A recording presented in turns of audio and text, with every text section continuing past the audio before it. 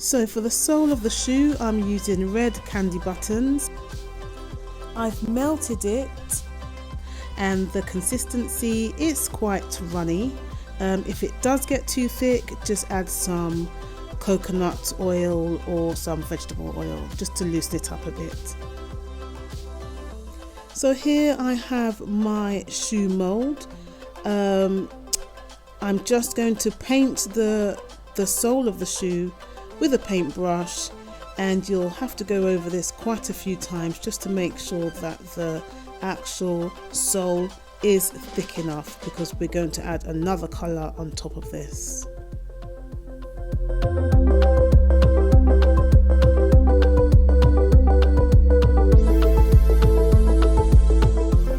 So as you can see, this shoe mould comes in two parts.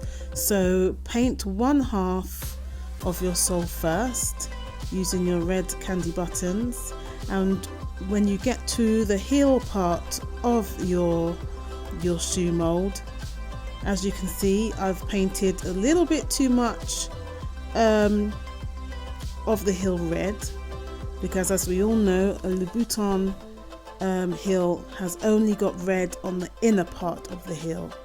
So I'm using a paper towel just to get rid of some of the excess red paint.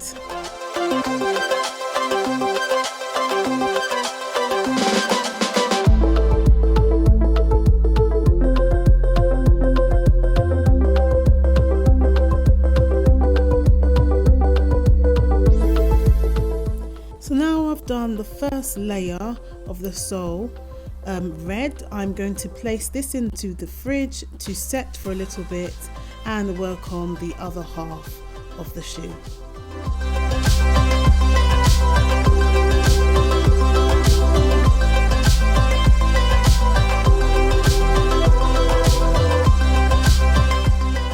So now that the two halves of the shoe have their first layer painted in red, I'm going to put the two pieces together so we've got the complete shoe, and go ahead and paint another layer of red over the entire sole.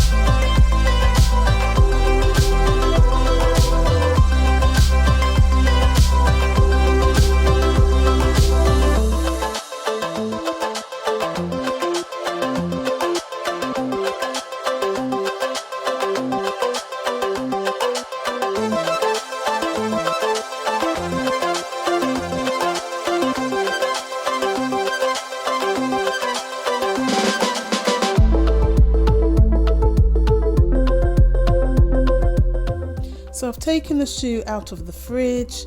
The red sole looks like it's completely set, and I feel like it's hard enough and ready for me to go on to the next step now, which is pouring the black in. Also, I've just neatened up the edges with a tool and just got rid of some of the excess red just in the corners and around the sides.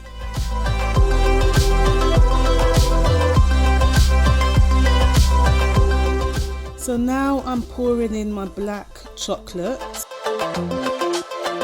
I've made this using dark chocolate Calibo calettes and some black oil-based food colouring.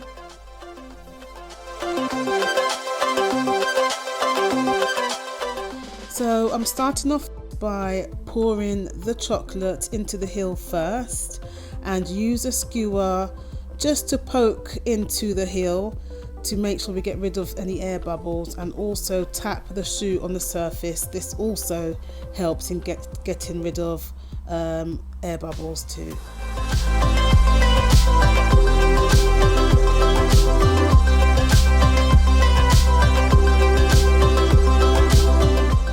Then go ahead and pour in some more chocolate and make sure it covers the entire inner part of your shoe, giving it a good shake, giving it a good tap on your surface.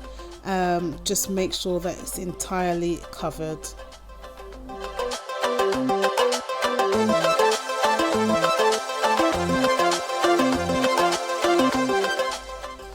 So I just wanted to show you something here which is really important. When you do your sole, it really needs to be very thick.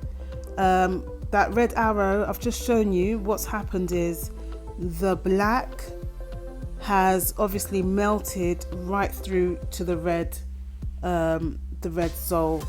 The red chocolate was not thick enough, so you do need to give a good few coatings of chocolate, at least 4 coatings. I think I only done 2.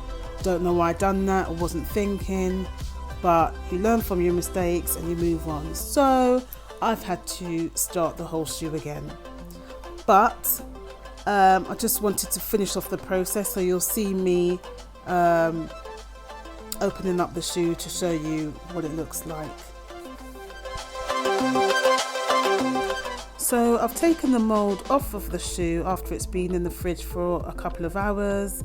The red arrows are showing you where the chocolate wasn't thick enough. So you do really need to give a good few coatings of chocolate before you can attempt to unmold this shoe.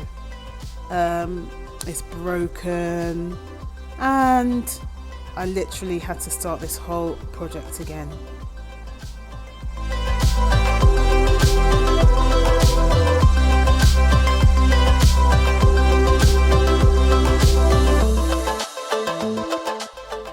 So here I'm making the shoe all over again.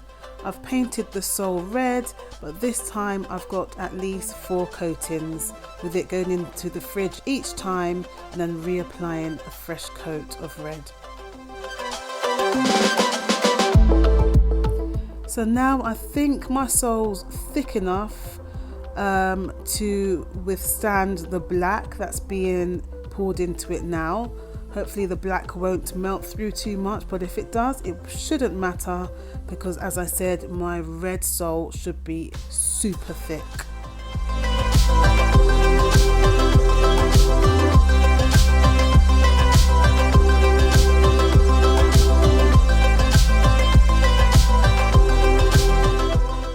So I've just gone through the whole process again, tapping the shoe on the surface.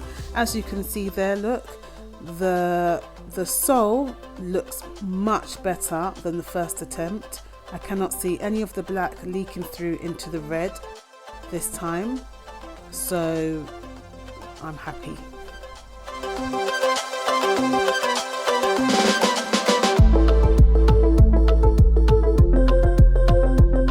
So this time I've left the shoe in the fridge for about 2.5 hours until you can see that the mould is pulling away from the shoe, from the chocolate, and it's got a really nice shiny finish there. To finish off, I sprayed the shoe with some glaze.